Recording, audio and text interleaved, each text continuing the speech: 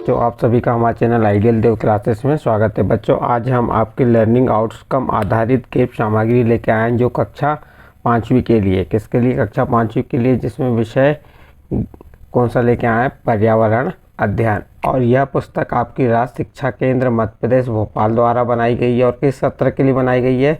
सत्र 2022-23 के लिए। तो चलिए देखते हैं।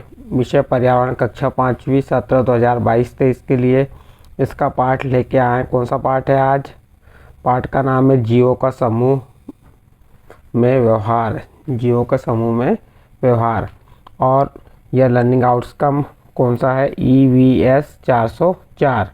इसमें चींटियों, मधुमक्खियों, हाथी जैसे जीवों के समूह में व्यवहार तथा पक्षियों द्वारा घोंसला बनाने की क्रिया का वर्णन करने और परिवार में जन्म, विवाह, स्थानांतरण आदि से होने वाले परिवर्तन की व्याख्या करते हैं। पाठ का नाम है अनीता की मधुमक्खियाँ, नंदू हाथी। इसके बाद विषय की अवधारणा, जीवों के समूह का व्यवहार, घोंसला बनाने की प्रक्रिया को जानना। अब चलिए इसकी अवधारणा और परिचय क्या है देखते हैं। रोज की तरह मैं स्कूल पहुंचा। कक्षा में टीचर ने बताया कि बिहार राज्य के मुजफ्फरपुर ज़िले के एक गांव में अनीता कुशवाहा है।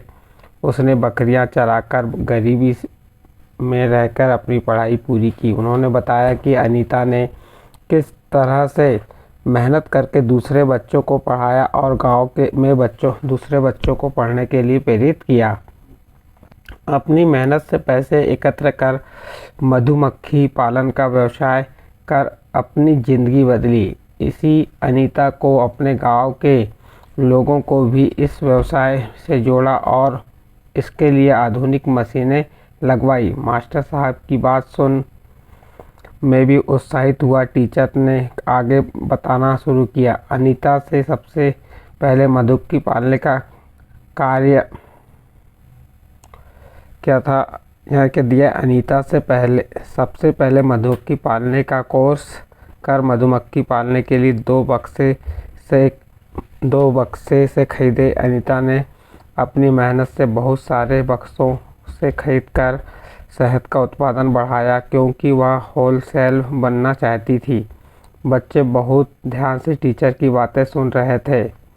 बच्चों ने टीचर से पूछा, टीचर जी हमें भी मधुमक्खियों के बारे में बताइए ना।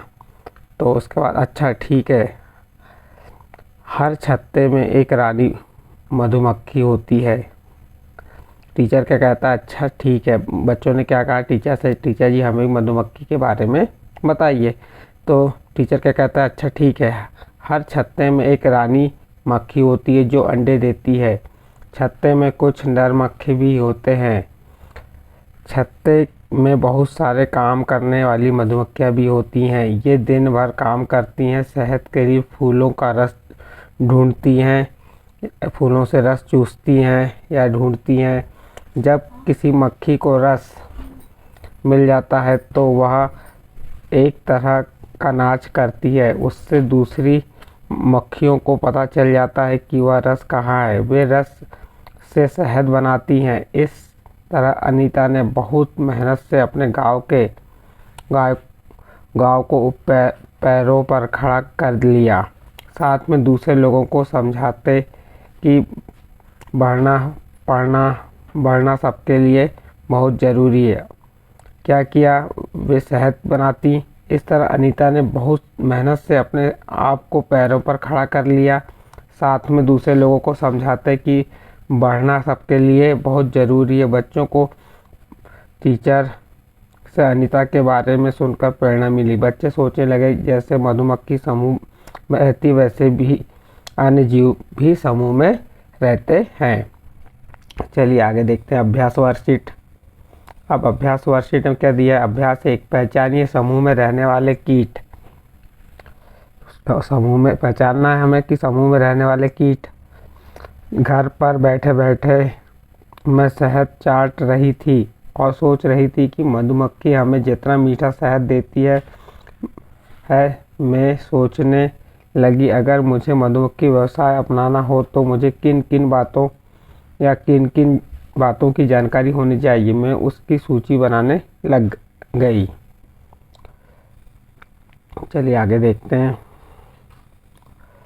अब देखिए यहाँ पे आपको क्या दिया हुआ है, ये कुछ चित्र दिख रहे होंगे, तो चित्रों को ध्यान से देख लीजिए। अभी इसके बारे में हम बाद में बात करेंगे। इसका नंबर 1, मधुमक्खी का व्यवसाय अपनाने के लिए पहला कदम क्या है।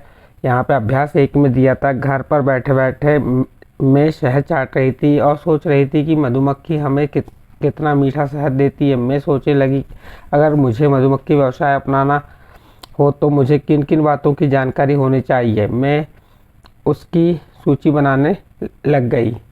तो ये सूची बना ली। यहाँ पे उसके चित्र दिए थे, ये देखिए, ये मधुमक्खी है, ये इल्ली है, ये मक्खी है।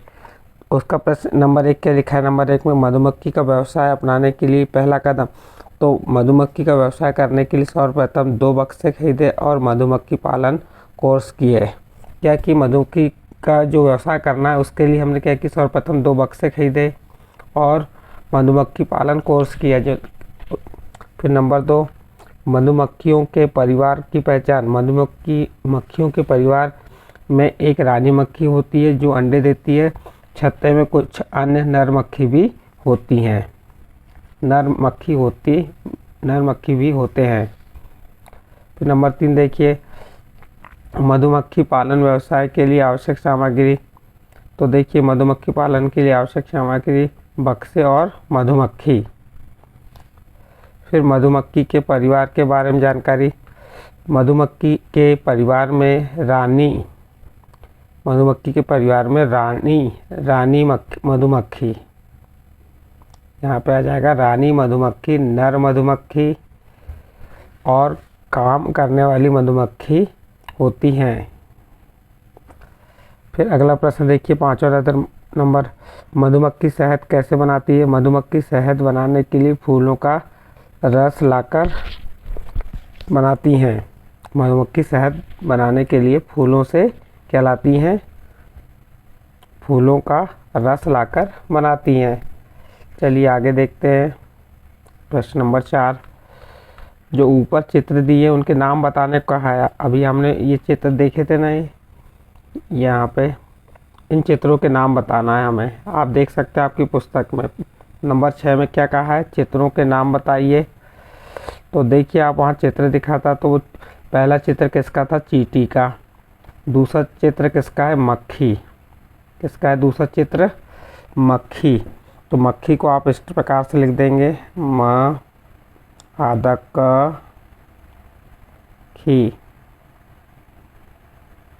मक्खी आप इस प्रकार से लिख देंगे, ठीक है। मक्खी जो है और इल्ली, 3 चित्र थे। एक चित्र हो गया मक्खी का, तो एक चित्र चींटी का हो गया, दूसरा चित्र मक्खी का हो गया, तीसरा चित्र इल्ली का हो गया। फिर वहाँ पे रहने का स्थान, इनके रहने का स्थान क्या है, छिद्र। चींटी कहाँ रहती, छिद्र में। मक्खी कहाँ रहती, छत्ते में। और इल्ली पौधे या पत्तियों में। पंखों में अंतर देखो, चींटी नहीं होते छत्ते में, मक्खी में 2 पंख होते हैं और इल्ली में पंखे नहीं होते। शक्कर खाने वाला कीट का नाम, चींटियाँ। शक्कर कौन खाती हैं, चींटियाँ। आप लिख सकते हैं चींटियाँ। फिर फूलों का रस, पराग खाने वाले कीट का नाम, मधुमक्खियाँ। क्या आ जाएंगी, मधुमक्खियाँ। फिर चलिए आगे देखते हैं। अगला, कीट भगाने के उपाय। जो कीट होते हैं उनको भगाने के उपाय क्या हो सकते हैं, कीटनाशक दवाई और कपूर। फिर 12वां नंबर देखिए, काटने पर किए जाने वाले उपाय। काटने पर किए जाने वाले उपाय जैसे घरेलू उपाय, जैसे मधुमक्खी ने काट दी तो आपको कौन से उपाय करना चाहिए, जैसे चूना लगा लेना चाहिए, लोहा घिसना चाहिए, मिट्टी का तेल लगा लेना चाहिए। जिससे क्या होगा, जो मक्खी ने काटी है मधुमक्खी ने, तो उसका जो दर्द है वो कम हो जाएगा। जो आपकी स्वेलिंग आती है, सूजन आती है, सूजन कम हो जाएगी। फिर देखिए अगला, पिंजरे में बंद पक्षी और जानवर कुछ उदास है, वे आपसे कुछ कहना चाहते हैं। जैसे तोता, मुझे उड़ जाने दो, मुझको पिंजरे से आज़ाद कर दो, पिंजरे का पंछी बनकर ना ज़िंदगी बर्बाद करा। मैं रो रहा हूँ अंदर फूट फूट कर, जी रहा हूँ ज़िंदगी घुट घुट कर, मुझको पिंजरे से आज़ाद कर दो। ये कौन कह रहा है? तोता। अब कुत्ता क्या कह रहा है? कुत्ता, घर की रखवाली करके तो मेरी कमर ही टूट गई। कुत्ता क्या कह रहा है? घर की रखवाली करके तो मेरी कमर ही टूट गई, ना दिन में आराम न रात में आराम, दिन रात भूखो वह भी खाली पेट। तो इस प्रकार से ये पिंजरे में बंद पक्षी और जानवर कुछ उदास हैं। वे आपसे कुछ कहना चाहते हैं। क्या आप मेरी मदद करेंगे? जैसे तोता ने क्या कहा, मुझे उड़ जाने दो, मुझको पिंजरे से आज़ाद कर दो, पिंजरे का पक्षी बनकर ना ज़िंदगी बर्बाद करा, मैं रो रहा हूँ अंदर फूट फूट कर, जी रहा हूँ ज़िंदगी घुट घुट कर, मुझको भी पिंजरे से आज़ाद कर दो। चलिए इसके आगे, जानवर के प्रति अपनी संवेदना लिखिए। जो जानवर है इनके प्रति अपनी संवेदना लिखिए। जानवरों को कैद नहीं करना चाहिए, पिंजरे में बंद नहीं करना चाहिए, जानवरों को मारना नहीं चाहिए, जानवर के प्रति मैत्री भाव रखना चाहिए, जानवरों की सुरक्षा करनी चाहिए। तो आप अपने आधार पे ही संवेदना बता सकते हैं। फिर इसके आगे देखिए, पशु पक्षियों का समूह में रहना। जैसे कौन कौन से पशु पक्षी समूह में रहते हैं उनके बारे में बताया यहाँ पे। देखिए आप, झुंड का नाम, ये जो झुंड दिख रहा है आपको, किसका झुंड है? ये बकरियों का झुंड है। और ये झुंड किसका है? घोड़े का झुंड है। समूह रहने के फायदे, समूह में रहने से दूसरे जानवर का खतरा कम रहता है। बी नंबर हो गया। इसके बाद आगे देखते हैं फायदे और नुकसान। दूसरे जानवर आक्रमण नहीं करते, समूह में रहते हैं तो फायदे होते हैं। और नुकसान क्या होता है? चारा की समस्या आ जाती है, आवास की समस्या आती है, इससे ये नुकसान होते हैं। फिर क्या दिया? अन्य जानवरों के नाम जो झुंड में रहते हैं, भेड़, जंगली भैंसा, नीलगाय, लकड़बग्गा, हिरण, हाथी, ये सब क्या में रहते हैं? झुंड में रहने वाले जानवर हैं। प्रोजेक्ट कार्य देखते हैं। मैं और मेरा आशियाना, गतिविधि 1 है, मैं और मेरा आशियाना। चलिए इसमें दिया, पक्षी का नाम गौरैया, मेरा घर पेड़ की डाली पर बना घोंसला, बया चिड़िया, डाली पर लटकता हुआ घोंसला, कौवा पेड़ पर रहता है, ये कौवा है, कहाँ पे रहता है? पेड़ पे रहता है। कठफोड़वा जो ये भी पेड़ों के तनों पर रहता है। तो इस प्रकार से ये मैं और मेरा आशियाना, यानी मैं और मेरे रहने का घर के बारे में बताया गया। गौरैया, पक्षी का नाम गौरैया है और उसका घर कौन सा है?